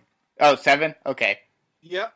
I don't trust Mark Sanchez as far as I can throw him. But I don't trust the Jaguars either. Mark Sanchez, look, we've witnessed it. The Jacksonville Jaguars defense, the Jacksonville Jaguars as a team have pretty much said, fuck it. We are done. We're packing it in going into 2019. Hopefully with the new quarterback. The defense just proved it. Hey, Erik, you want to hear something funny? What's that? If the maps are correct that I saw today, I'm going to be joining in your misery this week. Oh, really? Yeah, I'm going to have to watch this shit show. Well, I'm not going to have to watch the entire thing because it's going to be another week of Red Zone. Yeah, why would anybody willingly subject themselves to that? Yeah, and this I'll primarily be watching the other game, the Cowboys game. And you call yourself a Giants fan, you fucking traitor. I mean, I'd rather watch that than the Jaguars and Redskins. It's the lesser of two evils. Yeah. Jaguars, racists. Anyway, Erik, you're up. Upset pick. Oh. I'm looking. I'm sorry. No, that's okay, because it's just like, there's nothing. I'm seeing more potential for stone cold locks than I am.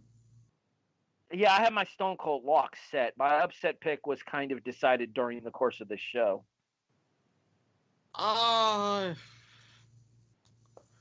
Honestly, just because I've seen this and with everything swirling around, I know this is probably going to come back to bite me. Packers +6. You know, I actually gave that game a second look just because of the way Chicago overperformed against Los Angeles. I figured they were due for a letdown. The only thing keeping me from taking this game was the fact that it's in Soldier. That's why, because, Aaron Rodgers and that team, they're prepared to play in the cold, and everything is just fine in that regard, but I've seen this in firsthand when you've had a coaching change and everybody is rooting for the new guy for the rest of the season. I think this could continue to be the case for Green Bay. Jason. I'm going to take 7.5 and take the Bucks over the Ravens. Interesting pick. Yeah. I based strictly on the Ravens came off of a hard-fought loss on the road. I don't think their headspace is there. And just the end of that game has me concerned. Jackson goes down. RG3 has to step in. I don't think that there's real good cohesion with anybody under center outside of Flacco. Jackson's getting a good repertoire with everybody, but he is a run-first quarterback. I don't like that, and I just think the Bucks pull one off. If Lamar Jackson gets hurt and they have to go to Joe Flacco again, I feel like Flacco could be in trouble because he's going to be super rusty from having not played. Mm-hmm. That being said, if Lamar Jackson, Flacco or RG3, I think they go to Flacco. Well, is Flacco healthy or is he still hurt? Because I think he's healthy. Well, then I think you have to go to Flacco in order to kind of salvage what little is left of the season for how much you're paying him. But let's not forget they are still in the mix of a AFC wildcard race as well, Jason. Yeah. And if the Steelers keep on sucking, they could potentially still sneak in. It's one of those things that you have to change. With Jackson and RG3, they're interchangeable. They play a lot of the same type. That's true. With Flacco, that disrupts everything that you've built up the past couple of weeks. Mm-hmm. That's fair. I'll give you credit. That's a fair assessment. RG3 would run a similar style offense. Although then you're running the risk of getting RG3 hurt as well. Because let's be honest, that dude's been made of glass for the last 3 years. Well, they also assumed Gorilla Glue and duct tape. Well, they also assumed that risk by having him pretty much on the roster as a backup because this was part of their master plan. Eventually hand the reins over to Lamar Jackson with RG3 as that backup and that specific kind of mentor and who can also run that similar style of offense. It's because Flacco's white, isn't it? And he played at Delaware, yes. Erik, real quick, bonus buyer sell question. Buy or sell, Joe Flacco retires at the end of the season. I'm going to sell. I've heard some weird rumors, and a guy like that, he's going to want to try to prove a point. He's going to fail miserably, but he's going to want to try. I say he goes to a division rival in the state of Ohio. How old is Flacco now? Mid-30s, I believe. He's been in the NFL for 7 years. He came out of college as a senior from Delaware, so I believe that would make him 30 or actually early 30s. Like 30 or 31. Yeah, I'm definitely selling that. He's going to go somewhere that needs a quarterback to prove a point.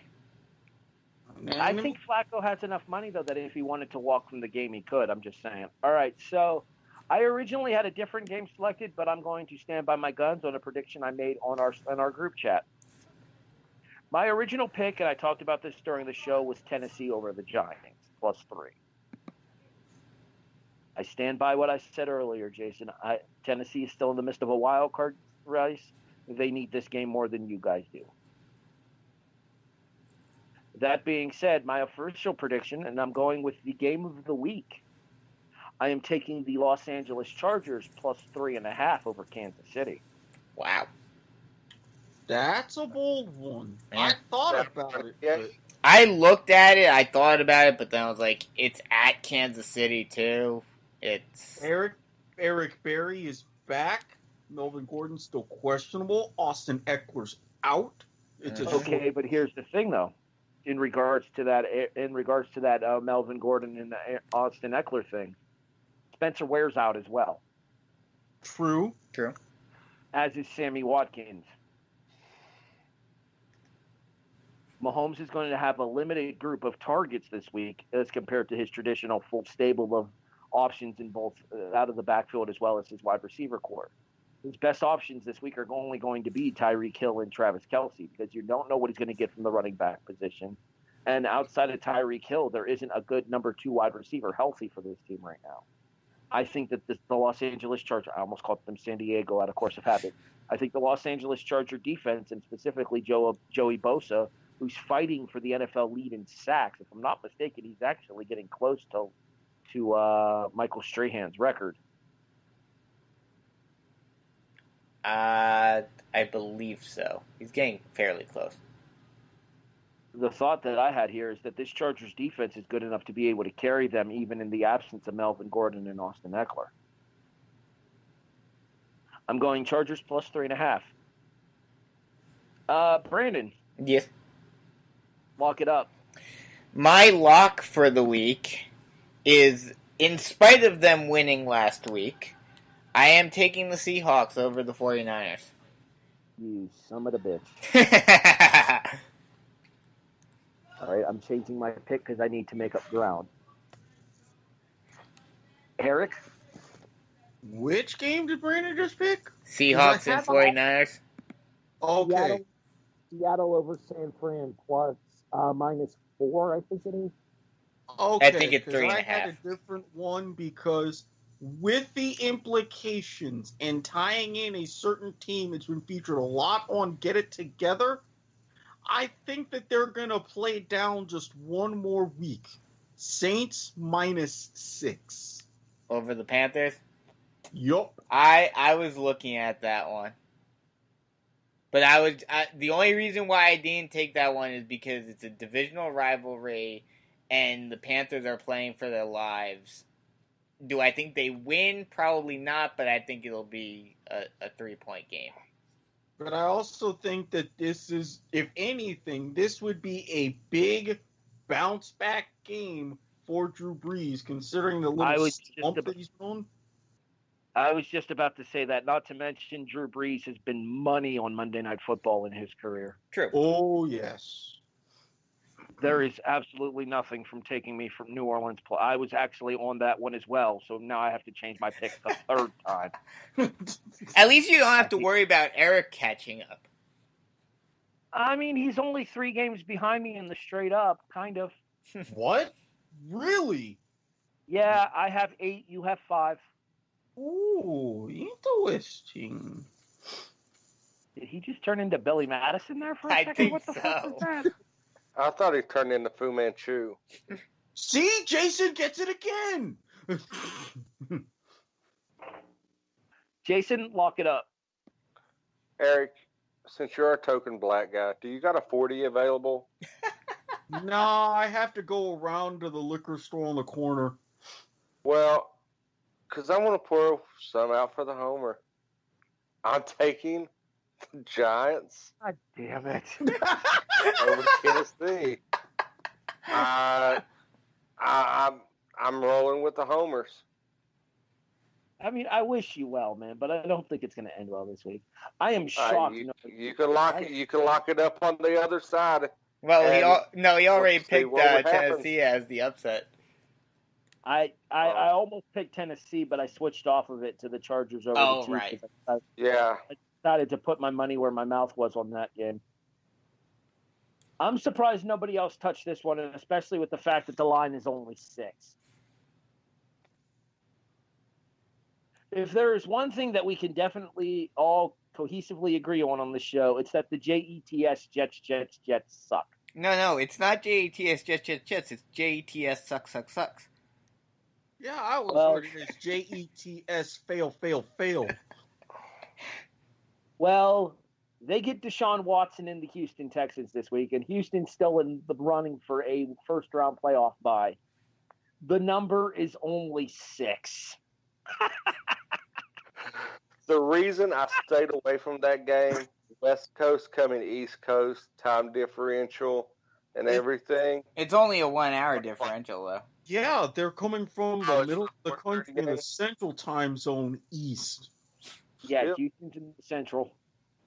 And you still got to deal with the elements. You're playing in the Meadowlands. It's not, hell, it ain't even friendly for the teams that actually call that place home. It's not as bad as Giant Stadium was, though. That's why I stayed away from it. Here's the reason that I'm okay with Houston coming to the Jets here.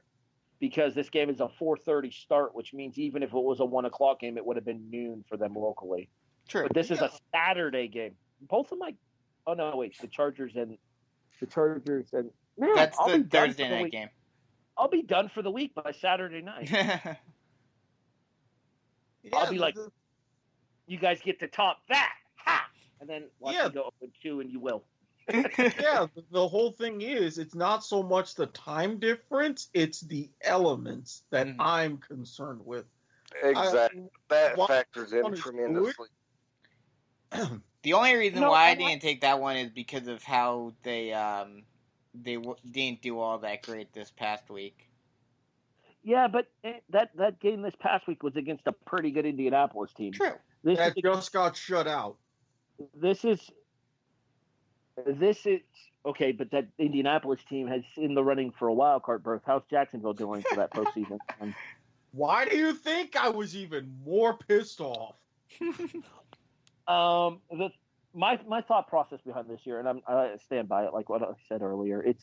It's a case of Houston's fighting for a number 1 overall seed, or not the number 1 overall seed, but a first round bye, in the playoffs.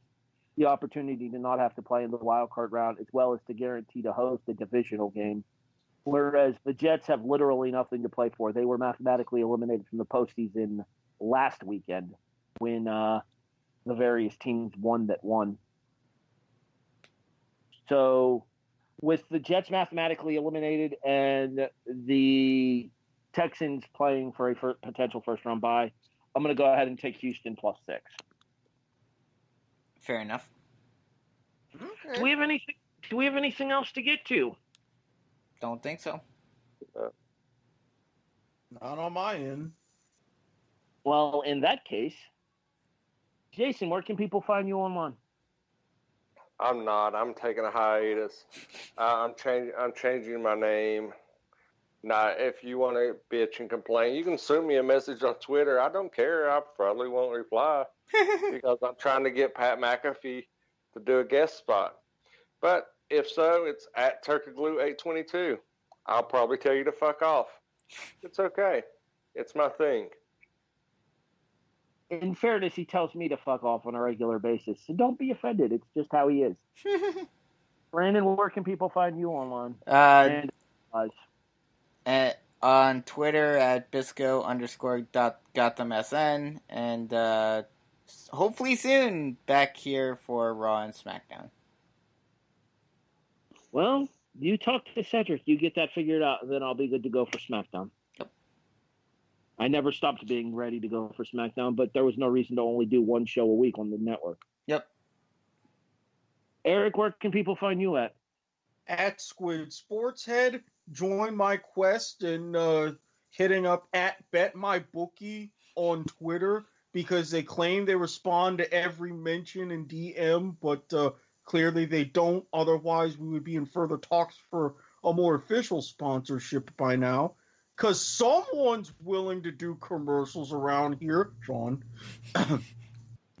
And eventually, even though MLS Cup has come and gone, congratulations to Atlanta. I really wish I had bet them in the under. Kind of pissed about that because I would have been right. Soccer to the max. I have no idea about football to the max. I'm still trying to work on sound effects for point of viewer. So, outside of here, I'm off in the wilderness with my shenanigans. Twitter, HEB the Eagle. You can find me on the Raw Reaction every Monday night at 11:30 p.m. In addition, Brandon and I will hopefully be bringing you How the War Was Won once football season wraps here on the W2M Network, where we take a look back at the Monday Night War between the WWF and WCW. You'll be happy to know that I have officially hit March in my show watchings, Brandon. I'm getting closer and closer to the timeline for where How the War Was Won begins. Mm-hmm. So looking forward to that as well. In addition, you can find everything you need for the worlds of sports, video games, football, entertainment, and much more by joining us on W2Mnet.com. In addition, we are brought to you on all of your various podcast listening devices, such as Spreaker, Stitcher, Podbean, CastBox, iTunes, iHeartRadio. Hey, Brandon, guess what? Spotify is here. And Glacier's still a dick. For Jason Teasley, Erik Watkins, and Brandon Biskobing, I'm Harry Broadhurst, thanking you for listening to Week 15 of The Kickoff here on the W2M Network.